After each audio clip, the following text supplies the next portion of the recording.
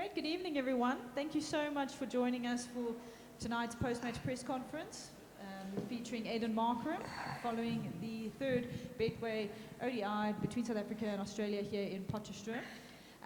We will look to start with those who have joined us online. So we'll start with Nathan, then Firdous.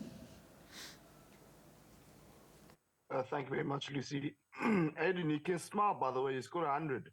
Man, it's chilly here, so I don't quite enjoy the cold, so we're fighting through. No, I'm joking. I'm just carrying on from what Pommy said earlier. Joke aside, how were you guys able to bring it together after losing the T20 series and losing 2 ODIs? Yeah, ultimately we played better cricket tonight as a team. Quite a tricky sort of wicket. We felt like almost never really quite feeling in, but managed to play better cricket in all three facets. Still obviously areas to improve on, but much closer towards the standards that we set for ourselves. And I suppose if we're playing towards those standards or close to those standards, at least we'll be competing well. And when we're up to those standards, we'll be doing nicely as a team. So I suppose I would put it down to that. And yeah, fortunately, a nice turnaround for us. Thanks, Nathan. Firdous? Thanks, Lucy. Hi, Aiden. Well batted. Aiden, it looked like it was quite a difficult surface to kind of know when to accelerate. I mean, even Connie sort of bided his time up front, and then your last 50 runs came off balls. Just can you talk us through that process? Like, how did you know when it was time to put foot?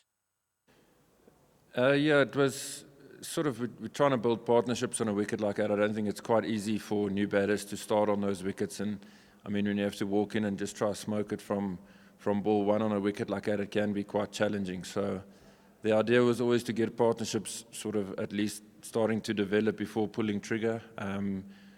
Lost a couple of wickets towards the back end and obviously would have had to delay that pulling of the trigger, but in hindsight, it worked out quite nicely for us. I thought Marco played a fantastic knock for us there towards the back end.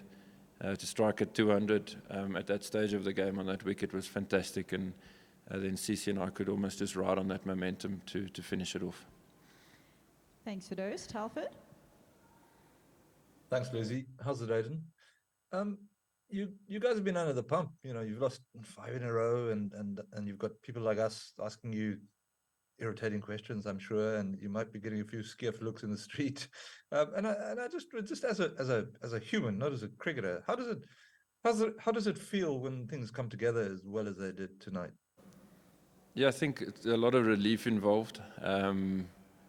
We pride ourselves to be a really competitive cricketing nation, and when you don't play up to those standards, it affects the human as well as the cricketer. So it's not nice to let your people down and people of the country down. So when you get a good result, it means a lot to us, and it's nice to know that even though what's happened in the past so far this tour, that we've got the character to turn it around in a must-win game tonight. So a lot of positives that we can take forward, and a bit of relief as well, like for the reasons like you mentioned.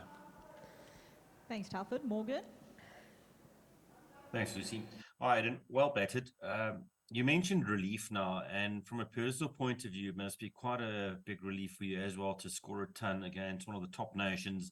And this is with all due respect to a team like the Netherlands, where your previous ton came from. So it must probably give you a lot of confidence going forward, knowing that you've been able to do it against these guys. Yeah, there is definitely that element of relief. Obviously, if you look at it from a numbers perspective, there'll be people that have got comments about it, which is fair. It's high performance, it's international cricket, and you need to be up there with the best to warrant a place in the playing 11. So it is a relief for myself personally, but ultimately you're walking out to bat every time and seeing how you can add value to the team. And some days it might be a quick fire innings, change of momentum. Some days it might be a bit more grafty.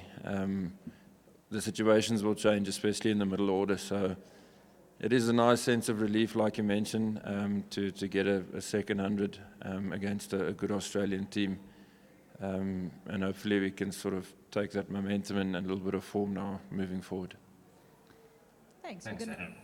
We're going to go Stu, then Fidos, and then look to take one question in the room. Yes, Luz. Hi, Aiden, well batted. Just to talk about the spinners quickly. South Africa have picked a World Cup squad that's based very much around fast bowling, and yet, you see Shamo and Kesh bowl the way they did. What does that suggest about, the team and how it may want to set itself up going forward? Yeah, I think you look at the two of them tonight, and it's proper game-changing stuff there, two spells.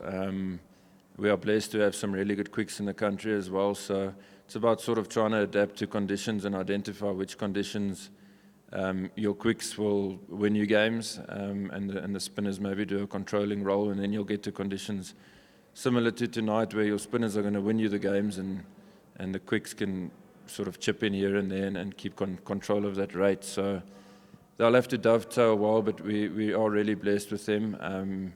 They've been under a bit of pressure, but it's not been for a lack of trying and planning. So I think they'll be relieved as well to put a bowling performance like that together as a unit, and it's good signs for us moving forward, going to a World Cup in India on what's hopefully going to be spinning conditions for the spinners.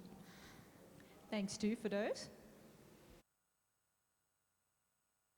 Aiden, I don't know if you know, but Bafana won earlier today, and obviously the box won on the weekend, and there's these two World Cups going to happen at around about the same time. Do you guys feel like you maybe part of something bigger, or just what's the vibe around, being a national sport playing a big tournament while another national sport's also playing a big tournament? Yeah, it's huge for us. You have the opportunity to inspire people from South Africa, and if we're in a position to do that, and we can do that, it would mean a lot to us as a team. So, I mean, you watch a team like the Box, what they've done over the past few years it's inspiring towards us as a Proteas team, and motivating in a way as well. So if we can make lives in South Africa better through putting on good performances nice and consistently, and doing well at a World Cup, it'll mean a lot to us as a team. Thanks, Fidos. One last one in the room. The voter from Potch Harold, well played as well today. Just the Potch crowd today, how do you rate that in the country, and do you feel this is a good confidence boost heading to the next two games in the series?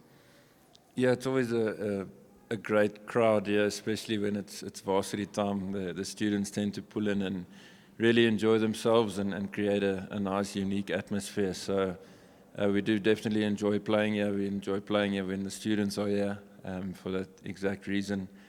And hopefully we can take this bit of momentum into Centurion. You have to always respect the fact that it is a new game starting, and still look at areas where we can improve, and acknowledge the areas that we have improved in throughout the series. So keep playing better cricket, sort of trying to get to our standards as a team. Tonight we weren't too far off, but we do have a little bit left in the tank, I feel. And if we can keep sort of pushing that bar higher, hopefully performances and results and those sorts of things will look after itself.